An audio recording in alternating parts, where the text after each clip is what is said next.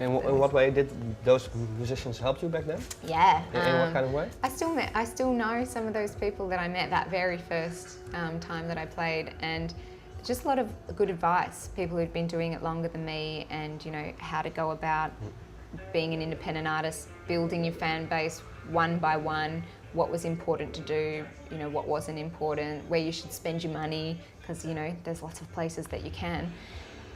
So yeah, I mean, I got a lot of help from people, and I try also, you know, because now these days I get a lot of emails from artists who are just starting out, you know, and they ask for some advice. And what is your advice then? Well, the first piece of advice that I offer anybody when they ask me, I should copy it so I can just paste it each time, because I never do that, but I get a lot of these emails. And the first bit of advice I offer is make sure that this is what you really want to do with all of your heart, and you're prepared for the hard work and sacrifices that are ahead of you, because not every road is easy. Like, sure, there are some lucky ones, you know, some really lucky musicians that, I don't know, they've got the Midas touch and everything just falls into place. But, you know, for other people, it's a lot of hard work. So you've got to be sure that you're doing it for the right reasons too, you know, that this is what you love. And that's the first thing that I say, because it's not an easy road, and sometimes it's a very long one. I mean, that 19, I'm 26 now, so that's 7 years, and for sure it's going really well now, you know, and I'm on the way, but there's a lot of hard work to go. But that's a long time to give up all the time. Music is number one, and so that's the first thing that I say to people. And the second thing is good songs and a good product. Yeah. If you've got the song, then you're going to be heard, you know, like it's you know, keep writing, write, and spend the money on a good product, because nobody wants just a crappy recording that you did, you know, at your mate's place in their garage or something. And these days it's kind of, you know, there's a lot of producer musicians, you know, who do it themselves, and you can get an amazing quality in your bedroom, but you need to have that good quality product to get out there. Yeah. What are the sacrifices that you had to make? Just to name a few.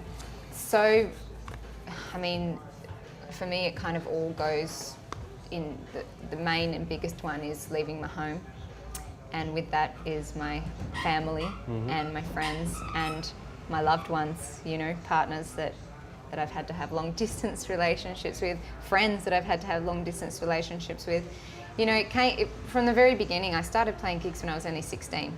So that was what I wanted, and so the weekends were gone, you know, immediately and forever. Since then, I missed out on the 18th, the 21st, you know, nights out, and for me it was all okay. It never got, and still hasn't got to a point where I'm sacrificing so much that I'm not enjoying it anymore, you know, because I think once it gets there, then you've got to stop. But, you know, so it was kind of from there, and then, yeah, leaving my home. And the other sacrifices, of course, like, all of your money that you make goes straight back into it. It's like a small business, really, that goes for a long time.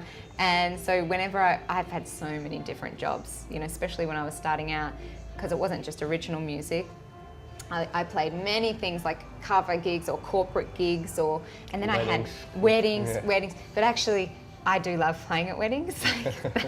That's kind of the one, you know, the one evil that I enjoyed, because I'm a real sucker for like romance and love. So I wouldn't even know the bride, and I'd be like crying when she's walking down, and I'm like, stop that! She's paid you to sing a special song. So yeah, weddings. But even I've worked actual, you know, jobs in promotions, sales. I was a magician's assistant for a while, poker dealing, dog walking, like, kind of everything. And these are all things, like, you know, as you know, most musicians who start off independent, they're not just signed to a label. You have to do all this work to keep your music going, to keep it funded. Like, you know, nobody paid for me to go to the States and record my album. Like, you know, that's all part of the sacrifice as well. So when did you came at a moment that the music became a little bit more profitable and that you didn't have to have all those jobs? That was when I was, that was once I had, which is part of the advice that I say, the good product. So I saved the money and I went overseas and I recorded with a producer that I had heard of and loved. And once I had these songs, like, you know, this product, that was when I was signed to my publishing label in Australia.